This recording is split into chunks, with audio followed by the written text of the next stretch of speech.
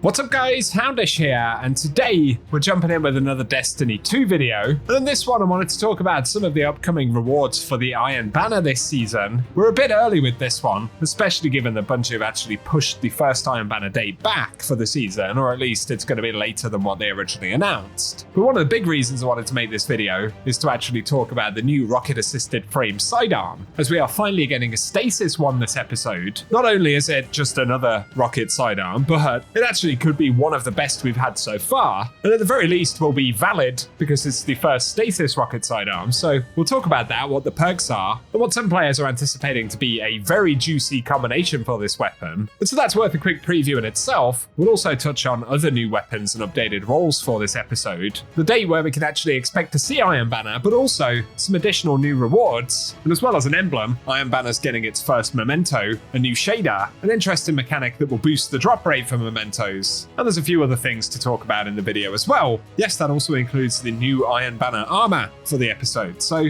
this event finally getting a bit more love this episode in terms of rewards. And I'd love to get your thoughts about all of this stuff in the comment section. But now let's get into it. And first up, the D2 team said, we originally stated that Iron Banner would return in early November, but the actual start date will be November 26th. So we'll be in Act 2 of the episode by the time Iron Banner actually drops. So a bit of a wait right there, but you can see the new armor for Iron Banner this time around. Reminiscent of some of the sets we've seen in previous years, but these are at least brand new, and we'll be able to start earning them once the event rolls around. Here though, let's talk about some of the new weapons for Iron Banner, or the main new weapon really, which is Tenacious Mastery. This will be the first rocket-assisted frame sidearm that comes with stasis damage. And we can see what it looks like on screen, an interesting new model for this weapon. And it will feature as both a rank reward for Lord Saladin and the Iron Banner, as well as a random drop post-match. So I think a lot of players will be farming for this one because it actually has some pretty juicy perk combinations, as well as that unique element of being stasis. So looking at the potential perk rolls right here, in slot 1, there is Air Trigger, as well as Offhand Strike, Deconstruct, Enlightened Action, Impulse Amplifier, Loose Change, and Reverberation. Then for slot 2, we've got Adagio, as well as Bait and Switch, and then Chill Clip. Yes, it's finally happening for a rocket sidearm. There's also Desperate Measures, Frenzy, One for All, and Surround It. So some nice bonuses there, some of them having never appeared on a rocket sidearm. And the first column on this has a lot of reload and ammo bonuses, some of them not really very exciting. Obviously there are a few decent ones, so you can go with what you'd like, but given the types of perk available here, Air Trigger is probably the standout slot 1 bonus in more than one way. So firstly, Air Trigger essentially undoes the reserve ammo nerf for rocket sidearms that we've just had, as it grants plus 30 inventory. I think that's more or less precisely the same amount that Bungie nerfed the inventory max size by. So with Air Trigger, it should essentially have the same amount of ammo that we had on rocket sidearms back in the final shape. So that in itself is good, but additionally, Air Trigger will grant a bonus to reload speed, which is more or less like having Outlaw at the same time. Of course, that reload speed bonus only procs when airborne, so as players have done with a few different weapons, we might want to get into the habit of bunny hopping when going for the reload, unless of course you're already flying through the air. But given the perks we have on other rocket sidearms as it is, Air Trigger is certainly the unique one and slot 1 for this weapon. There's also Impulse Amplifier, which gives the increased reload speed, although it's a bit less than what Air Trigger gives. Plus, there is a velocity boost from Impulse Amplifier as well, which isn't bad to have, but also isn't really a game changer in terms of weapon performance. So if you can get one with Air Trigger, I'd say that's the better option here. And if you like Loose Change or Deconstruct, those are certainly options as well. Then look into slot 2, Chill Clip, with this being a stasis sidearm, is obviously the unique and possibly very strong bonus for this weapon, as direct hits with the top half of the magazine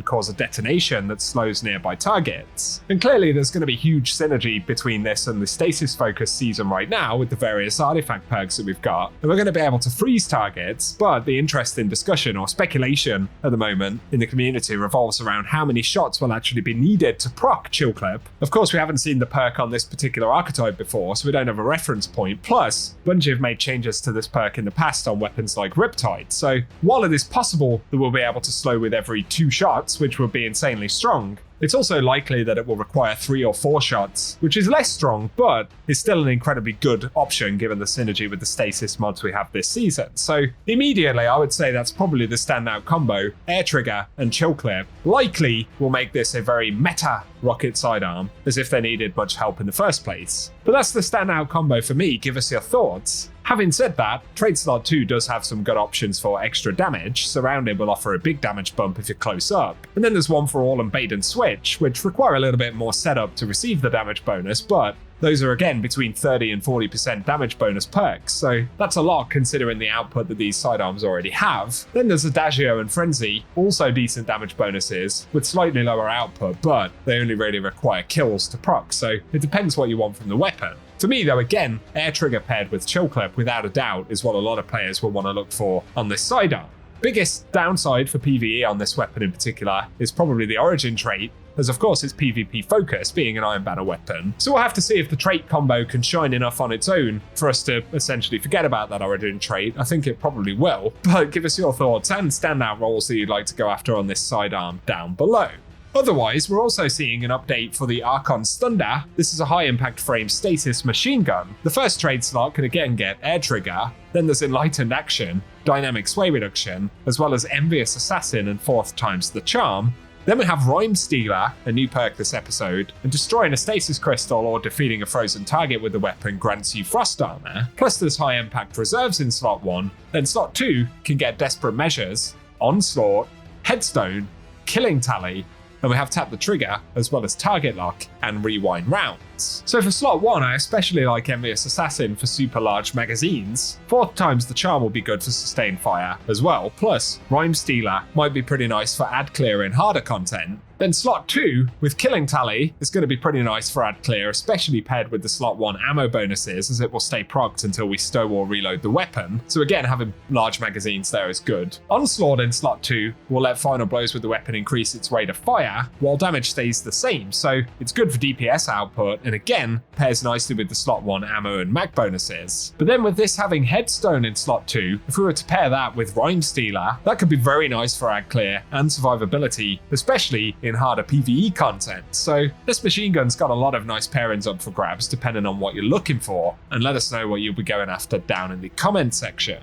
That's it for the weapons. Give us your thoughts. A few final mentions here, but there'll be a new Iron Banner emblem called the Canis Lupus with a very cool kind of wolf sigil on the side, which is nice. Plus, Iron Banner will see its first Memento with a very cool icon there again. It doesn't appear as a rank reward in the database right now, so probably something that will drop post-match. But it would appear there'll be an interesting mechanic here as well with the Memento drop boost. I'm not sure how we'll activate that. Possibly it'll be done by wearing Iron Banner gear, emblems, cosmetics, armor pieces, as we've seen previously. We'll wait and see, but a Memento is nice to have regardless. Plus there will be a new shader, that's the Cruel Patina, and again that's on top of the new Iron Banner armor, so compared to a couple of seasons recently, actually a few very new things to go after in the Iron Banner, and I'd love to get your thoughts on them down below. For today though guys, that's what we have to speak about, so as always I hope you found this video interesting. Give us your thoughts on those weapons down in the comment section, plus a like rating really does help us out on the channel as well, and get subscribed if you want to be kept up to date with everything related to the game.